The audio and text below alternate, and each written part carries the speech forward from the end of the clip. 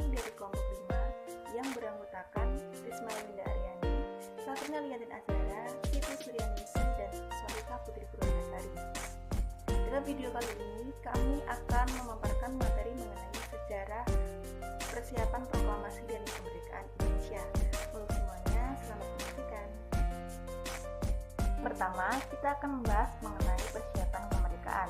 Pada tanggal 1 Maret 1945, pimpinan pemerintah pendudukan militer Jepang di Jawa bernama Jenderal Komachichi Harada mengumumkan dibentuknya suatu badan khusus yang bertugas meneliti usaha-usaha persiapan kemerdekaan Indonesia yang dinamai Badan Penyelidik Usaha-usaha Persiapan Kemerdekaan Indonesia atau BPUPKI.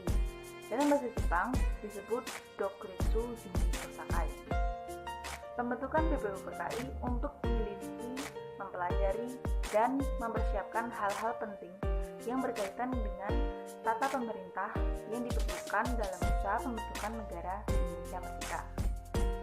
BPUPKI resmi dibentuk pada tanggal 29 April 1945 yang diketuai oleh Dr. Rajiman Widodiningrat dari golongan tua dan didampingi oleh 2 orang ketua muda, yaitu Raden Panji Suroso dan Eki Bangase, seorang asli Jepang. Sebelumnya, agenda sidang diawali dengan membahas pandangan mengenai bentuk negara Indonesia, yakni disepakati dengan Negara Kesatuan Republik Indonesia atau NKRI. Kemudian dilanjutkan dengan merumuskan Konstitusi Negara Kesatuan Republik Indonesia. Sebelum itu, BPUPKI harus merumuskan dasar negara Republik Indonesia terlebih dahulu, yang akan menjiwai isi dari Undang-Undang Dasar Negara Kesatuan Republik Indonesia. Sebab Undang-Undang Dasar merupakan konstitusi Negara Kesatuan Republik Indonesia. Guna mendapatkan rumusan dasar negara Republik Indonesia yang benar-benar tepat, maka agenda acara dalam masa persidangan BPUPKI yang pertama adalah mendengarkan pidato dari 3 orang tokoh utama pergerakan nasional Indonesia yang mengajukan pendapatnya tentang dasar negara Republik Indonesia. Pada sidang tanggal 29 Mei 1945, Profesor Mr. Muhammad Yamin Sarjana Hukum berpidato mengenai gagasannya, yakni yang pertama, peri kebangsaan, yang kedua, peri kemanusiaan, yang ketiga, peri ketuhanan, yang keempat, peri kerakyatan, dan yang kelima, kesejahteraan rakyat. Pada sidang tanggal 31 Mei 1945, Profesor Dr. Mr. Supomo berpidato mengemukakan gagasannya, yakni yang pertama, persatuan, yang kedua, kekeluargaan, yang ketiga, keseimbangan lahir dan batin, yang keempat, musyawarah, dan yang kelima, keadilan sosial. Beliau menamainya dengan Dasar Negara Indonesia Merdeka.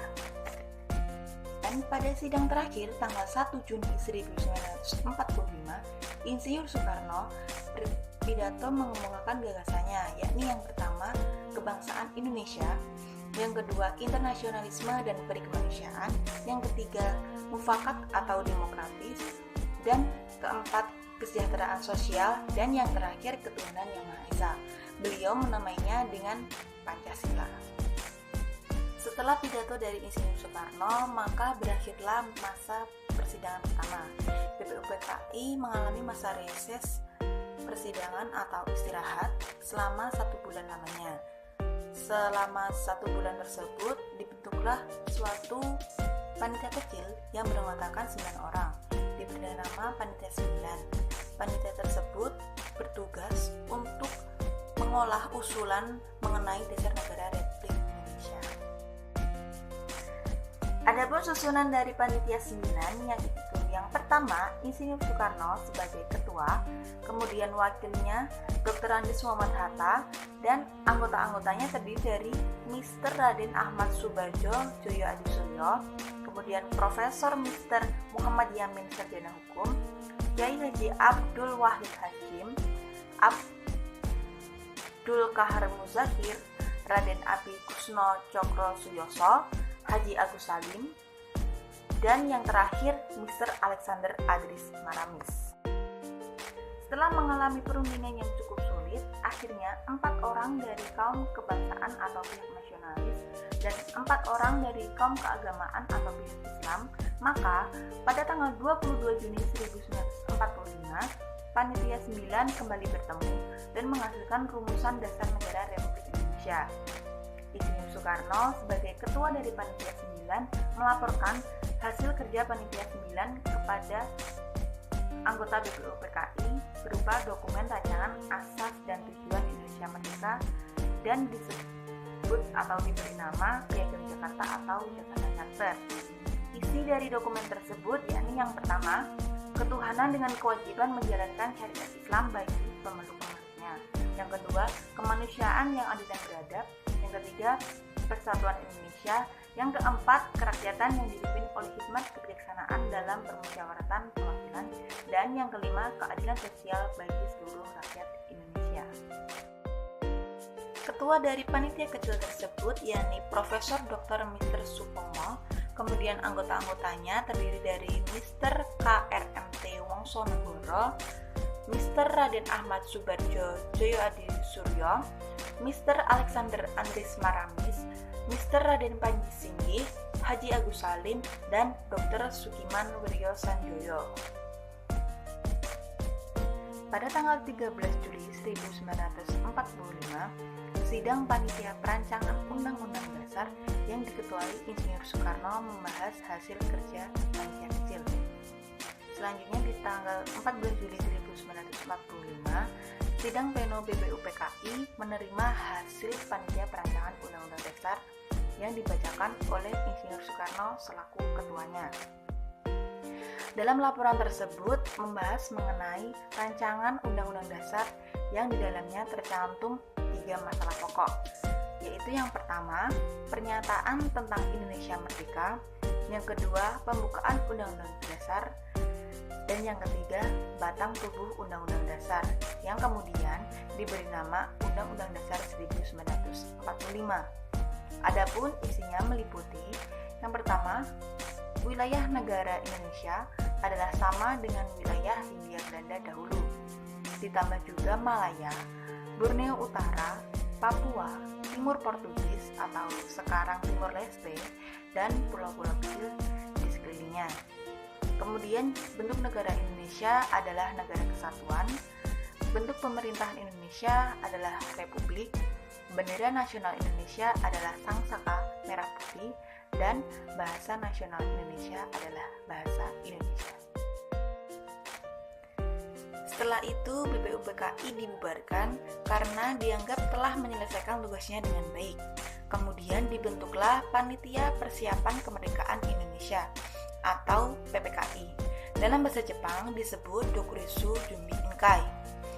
Tugas PPKI yang pertama adalah meresmikan pembukaan dan batang tubuh Undang-Undang Dasar 1945. Kemudian tugas keduanya melanjutkan hasil kerja BPUPKI, mempersiapkan pemindahan kekuasaan dari pihak pemerintah pendudukan militer Jepang kepada bangsa Indonesia, dan mempersiapkan segala sesuatu yang menyangkut masalah ketatanegaraan bagi bangsa Indonesia baru. Anggota PPKI terdiri dari 21 orang tokoh utama pergerakan nasional Indonesia.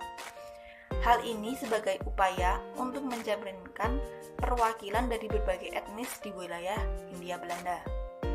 Terdiri dari 12 orang asal Jawa, 3 orang asal Sumatera, 2 orang asal Sulawesi, 1 orang asal Kalimantan, 1 orang asal Sunda Kecil atau Nusa Tenggara, 1 orang asal Maluku, 1 orang etnis Tionghoa.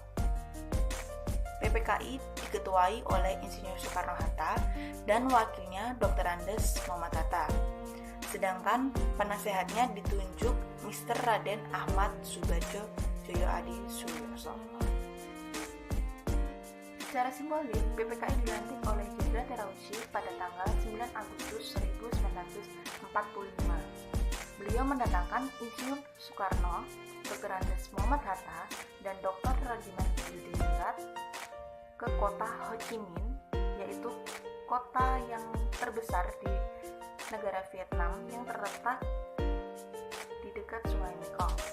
Pada Pada saat PPKI terbentuk, keinginan rakyat Indonesia untuk merdeka semakin memuncak. Terbukti dengan adanya tekad yang bulat dari semua golongan untuk memproklamasikan kemerdekaan negara Indonesia. Golongan muda kala itu menghendaki agar kemerdekaan diproklamasikan tanpa ada campur tangan dari pihak Jepang. Pada saat itu ada anggapan dari golongan muda bahwa PPKI merupakan sebuah badan bentukan militer Jepang. Di lain pihak, PPKI merupakan badan yang ada guna mempersiapkan hal-hal yang perlu bagi terbentuknya bangsa Indonesia yang baru. Tapi cepat atau lambatnya kemerdekaan Indonesia bisa diberikan oleh pemerintah militer Jepang, tergantung sejauh mana persiapan dari ataupun hasil dari PPKI. Jenderal Terauchi akhirnya menyampaikan bahwa tanggal 24 Agustus 1945 Jepang akan memberikan kemerdekaan kepada Indonesia. Seluruh persiapan pelaksanaan kemerdekaan Indonesia diserahkan sepenuhnya kepada PPKI. Dalam suasana yang tertekan atau beban yang berat, seperti itulah PPKI harus bekerja keras guna meyakinkan bangsa Indonesia serta mewujud nyatakan cita-cita dan keinginan luhur seluruh bangsa Indonesia. Karena bangsa Indonesia sangat haus dan rindu akan sebuah bangsa yang bebas, merdeka, adil, berdaulat dan makmur. Dalam sidang kedua pada tanggal 19 Agustus 1945, PPKI memutuskan beberapa hal yang menjadi hasil dari kesepakatan, yaitu yang pertama, membentuk 12 departemen dan menteri-menterinya. Yang kedua, menetapkan pembagian wilayah Republik Indonesia atas 8 provinsi beserta gubernurnya. Dalam sidang ketiga, tanggal 22 Agustus 1945, PPKI juga memutuskan beberapa hal sebagai berikut, yaitu membentuk Komite Nasional Indonesia, kedua, membentuk Partai Nasional Indonesia, dan yang ketiga, membentuk Badan Keamanan Rakyat. Karena PPKI sudah menyelesaikan tugasnya, pada tanggal 29 Agustus, PPKI dibubarkan bersama dengan pelantikan anggota Komite Nasional Indonesia Pusat. Kota kekalahan Jepang Hiroshima Nagasaki. Peristiwa menyerahnya Jepang kepada Sekutu pada 14 Agustus 1945 menandai berakhirnya Perang Dunia II, perang yang sangat mengerikan dalam peradaban manusia di dunia. Peristiwa menyerah Jepang tersebut merupakan bentuk kekalahan yang dialami Jepang pada Perang Dunia Kedua yang menyebabkan Jepang kehilangan kedaulatan negaranya. Hal ini membuat Jepang dikuasai dan diduduki oleh Sekutu. Berdasarkan deklarasi Potsdam, Sekutu berhak memiliki Jepang. Deklarasi Potsdam, Sekutu berhak memiliki Jepang. Yang kedua, tanda-tanda kekalahan Jepang di Perang Pasifik. Pertama, teknologi persenjataan Jepang kalah modern dibandingkan dengan Amerika Serikat. Amerika Serikat mampu menyadap komunikasi militer Jepang dalam pertempuran. Yang ketiga, Jepang mengalami pemberontakan dari masyarakat di wilayah pendudukannya. Yang kelima, dijatuhkannya bom atom di kota Hiroshima dan Nagasaki. Yang kedua, yang B, Jepang menyerah pada Amerika Serikat menjatuhkan bom atom di kota Hiroshima pada 6 Agustus 1945 dan Nagasaki pada 9 Agustus 1945. Ledakan bom atom menyebabkan kota Hiroshima dan Nagasaki yang merupakan kota industri militer luluh lantah, sehingga Jepang tidak lagi mampu untuk berperang. Peristiwa Rengas Dengklok. Peristiwa ini menjadi bagian penting dari proses kemerdekaan Indonesia. Peristiwa Rengas Dengklok berlangsung 1 hari sebelum Indonesia memproklamasikan kemerdekaannya. Tujuan peristiwa Rengas Dengklok utamanya adalah mendorong Insinyur Soekarno dan Muhammad Hatta untuk segera memproklamasikan kemerdekaan Indonesia. Peristiwa Rengas Dengklok diawali karena ketidaksabaran para pejuang muda yang tergabung dalam gerakan bawah tanah akan kemerdekaan Indonesia. Alhasil, Yodan Kosinggih, salah seorang anggota PETA dan anggota lainnya membawa Insinyur Soekarno dan Muhammad Hatta ke Rengas Dengklok.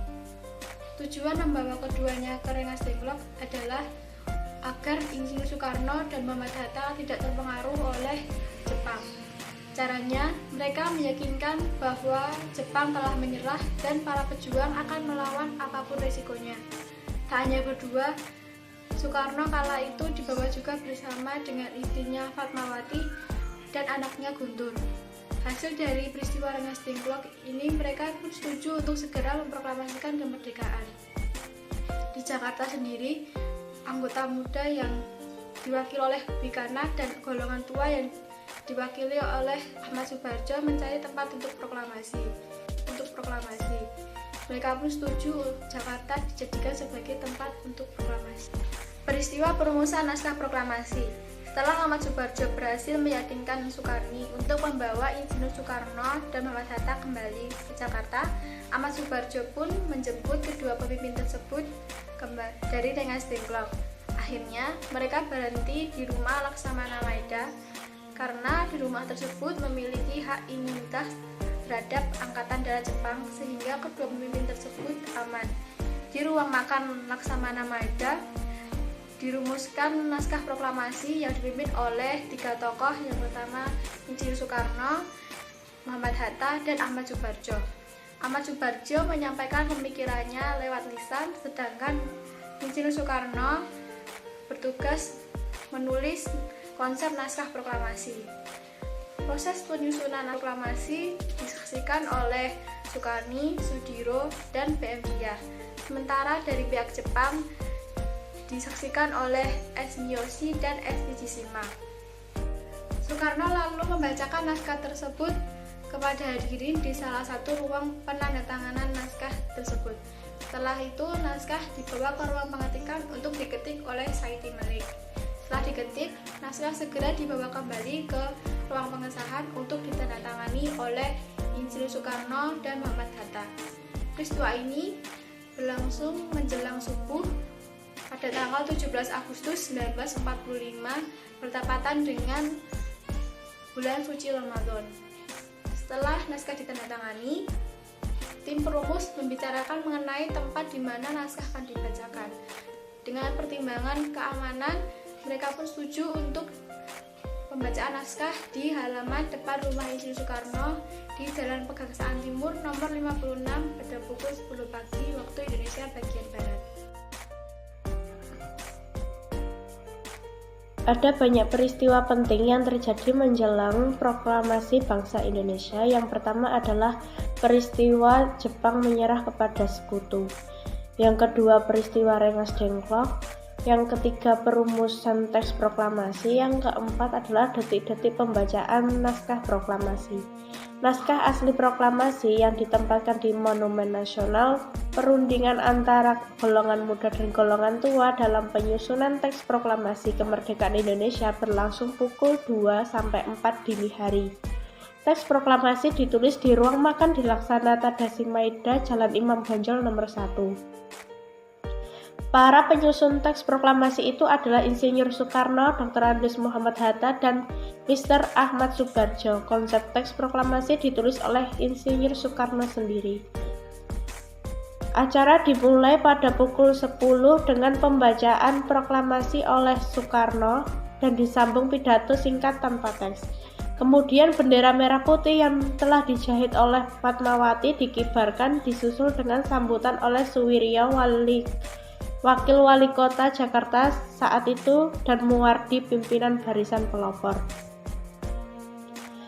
Pada awalnya Trimurti diminta untuk menaikkan bendera, namun ia menolak dengan alasan pengerekan bendera sebaiknya dilakukan oleh seorang prajurit. Oleh sebab itu ditunjuklah Latif Hendraningrat, seorang prajurit PETA dibantu oleh Suhud untuk tugas tersebut.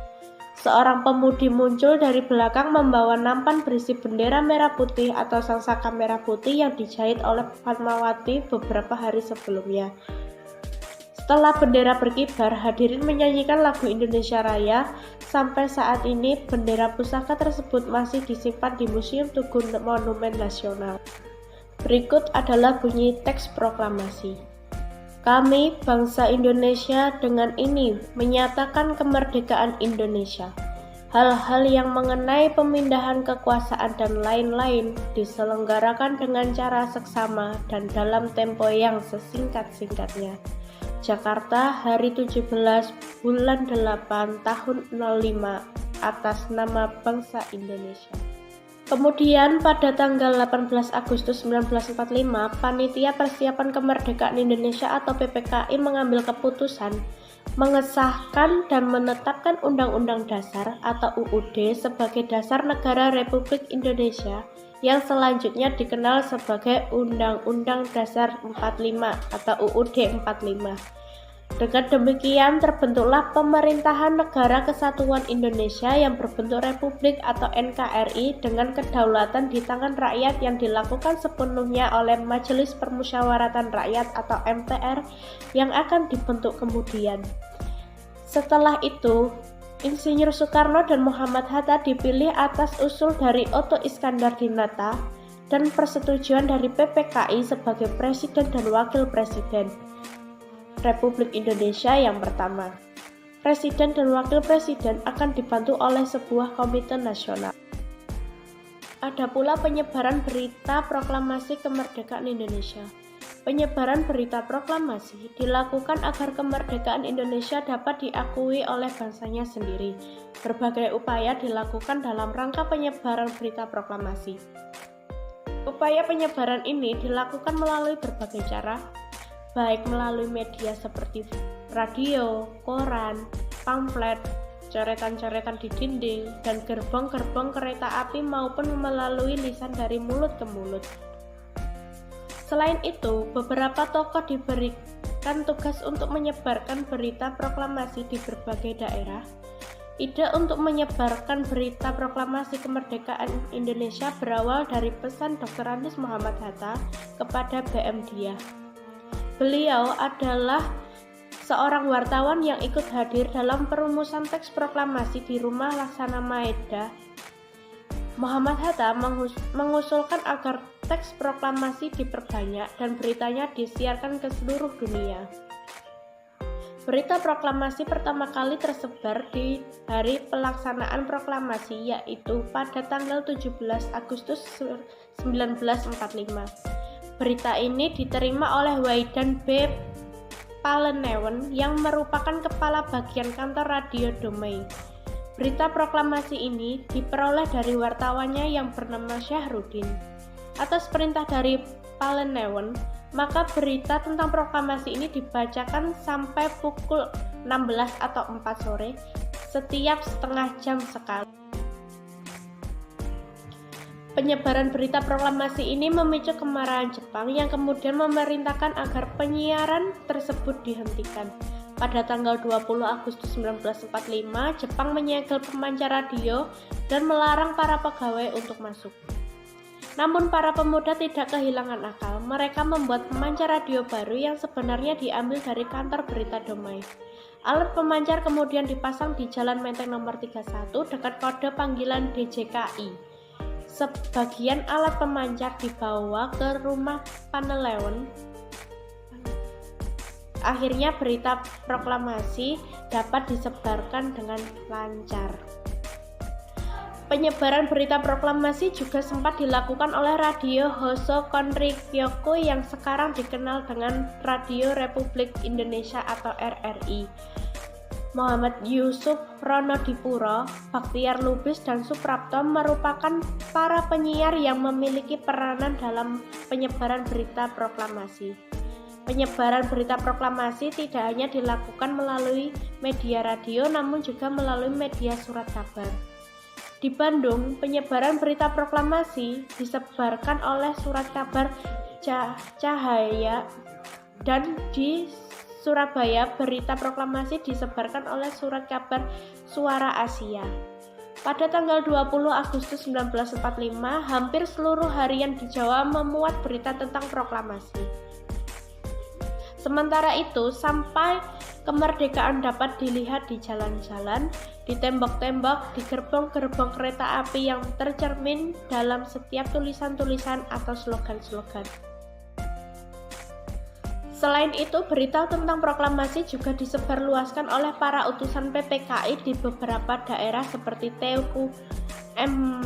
Hasan di Aceh, Samratulangi di Sulawesi, Ketut Puja di Bali, dan A.A. Hamidan di Kalimantan. Penyebarluasan berita proklamasi di Sumatera Barat dilakukan oleh para pemuda yang menyebarluaskan berita proklamasi melalui pegawai pos, telepon, dan telegraf atau PTT kepada khalayak ramai. Untuk memperkuat berita tentang proklamasi, maka Insinyur Soekarno membacakan ulang proklamasi di Laboratorium Fisiologi Ikada Daigaku, Salemba. Proklamasi kemerdekaan Indonesia ini menimbulkan reaksi beragam dari rakyat Indonesia. Sebagian besar rakyat menyambutnya dengan sukacita, namun sebagian rakyat juga merasa ragu dan waspada. Semoga apa yang kami paparkan dapat bermanfaat. Terima kasih untuk semua yang sudah menyaksikan. Bila ada kesalahan dalam bentuk apapun mohon dimaafkan. Wassalamualaikum warahmatullahi wabarakatuh.